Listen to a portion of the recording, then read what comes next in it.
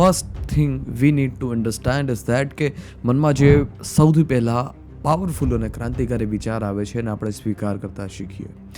એક નવી ક્રાંતિની શરૂઆત જ્યારે કરવામાં આવતી હોય, એક નવા વિચારને જ્યારે રોપવામાં આવતો હોય, ત્યારે સૌથી પહેલાં એને સ્વીકાર દેવામાં આવે છે. અને જ્યાં સુધી સ્વીકાર ના દેવામાં આવે, જ્યાં સુધી એને આપણે ના સ્વીકારીએ, ત્યાં સુધી કંઈ અલગ અને કંઈ મોટી વાત ના બને. વાત સ્પષ્ટપણે અને ક્રિસ્ટલ ક્લિયર છે, એકદમ સરળ છે કે સૌથી પહેલાં શ્રેષ્ઠ વિચારોને છે આપણે સ્વીકારતા શીખી જઈએ.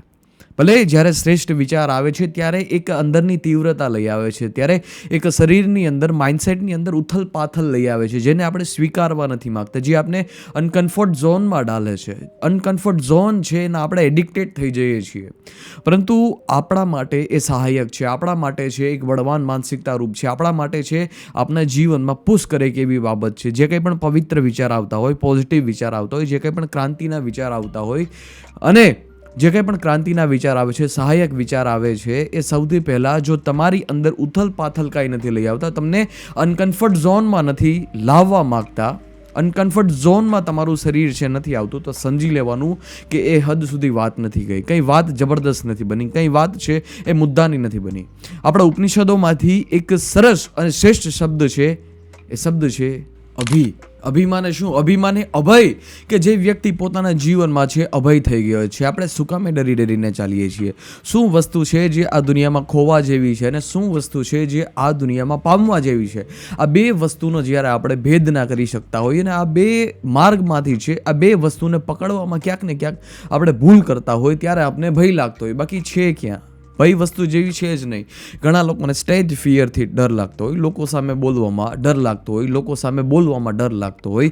એનું મૂળ કારણ શું? કેમ કે ક્યાંક ને ક્યાંક એની એવી ખોટી અપેક્ષા છે કે સામેવાળા જેટલા પણ લોકો છે એ મને તાળીઓથી છે વધાવે, સામેવાળા લોકોના મનમાં છે, એના માઇન્ડસેટમાં છે, એક એની ચેતનામાં છે, એની એક દ્રષ્ટિમાં છે, ક્યાંક ને ક્યાંક મારી એક બળાપ થઈ જાય, ક્યાંક હું છે એના કરતાં અલગ છું, ક્યાંક હું છે એના કરતાં શ્રેષ્ઠ છું. એ સ્વીકારવાની છે, એક એક્સેપ્ટન્સ ની છે, એક અપેક્ષા હોય છે. જો આપણે અપેક્ષા જ કાઢી નાખીએ કે કંઈ જોતું જ નથી, જે કંઈ પણ લોકો આપી શકે એ બહુ નાની વસ્તુ મને છે, તો પછી આ ભય છે ને લોકો સામે બોલવાનો એ પણ નીકળી જશે. તદ્દન સ્વાભાવિક વાત છે.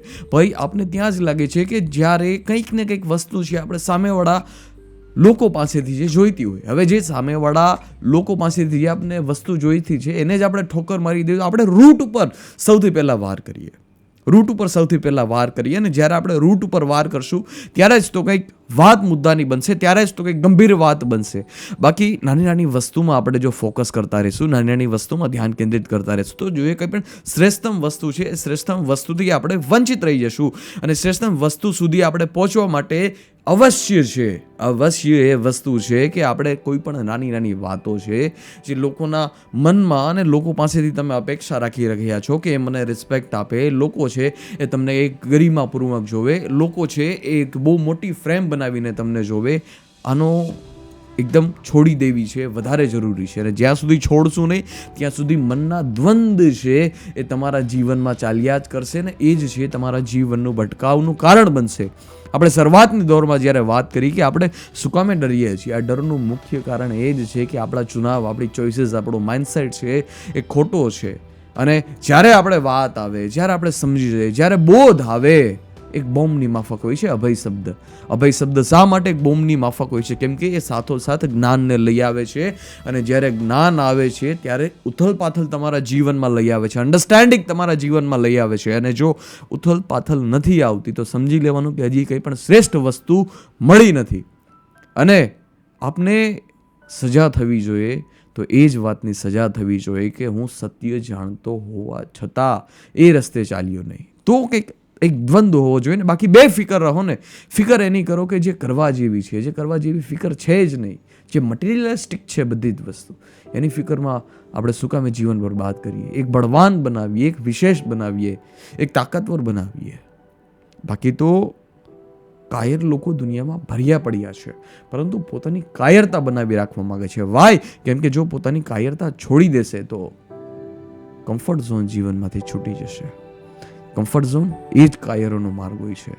ચોઈસ કરી લો. શું કામે ડર લાગે છે? રૂટ સુધી જાઓ અને ત્યાં સૌથી પહેલા વાર કરો. મળતા રહીએ હવે વિડીયો સાથે. ધન્યવાદ. જય હિન્દ. વંદે માતરમ.